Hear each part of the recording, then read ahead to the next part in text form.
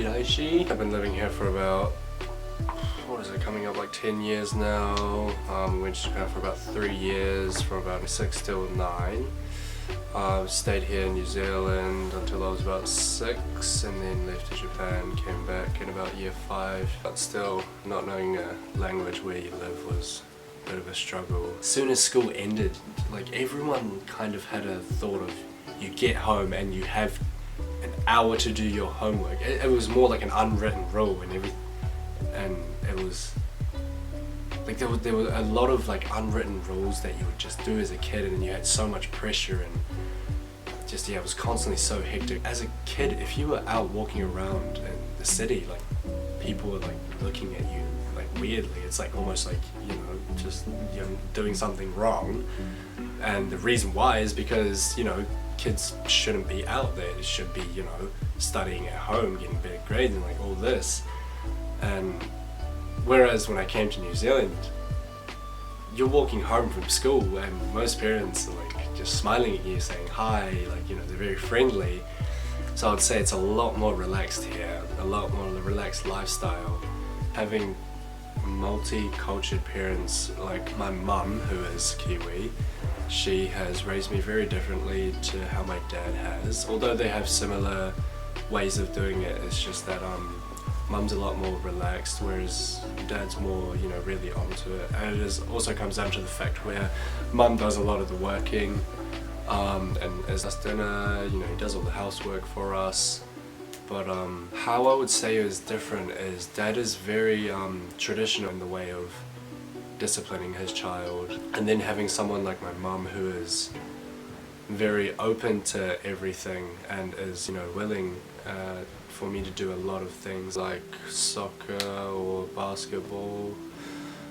Used to play rugby as well, played a lot of sports when I was younger. Whereas dad has the same mindset about everything, like he wants me to travel, he wants me to, you know, do all this, but like I guess mum lets me do a lot more, I guess, reckless stuff. Kenzo is my son. I was working in Auckland. I was a Japanese tour guide, and he was a friend of one of my clients. So we happened to have dinner together, and that's how we met. I lived in Japan when I was in my 20s for 3 years, and that's where I learned Japanese. And then I came back to New Zealand, married a Japanese guy, had a couple of half Japanese kids, and then we went back to live with grandma in Hiroshima for 3 years. Switching countries with young children, that was the purpose for our journey, was to go back and connect with family, but also culture and language. Culture is the way you live life and the way you think and the way you deal with daily activities. So it was very important for my children to learn that part of their identity. You have to know the culture and the traditions, and to really understand culture, the only way to do it is to go live with the people, and in our case, the family. Our time in Japan allowed the children to be bicultural and bilingual, because I don't think you can be one without the other. And we were also able to connect with families, so that just secured the cultural and linguistic aspect as well. We did things like go on one-day trips with the local city council, and we went to the next prefecture, and we were involved in hand planting rice, and they would catch frogs and eels and scream at snakes and things like that. So just fun stuff like that. And also just being part of the local festivals.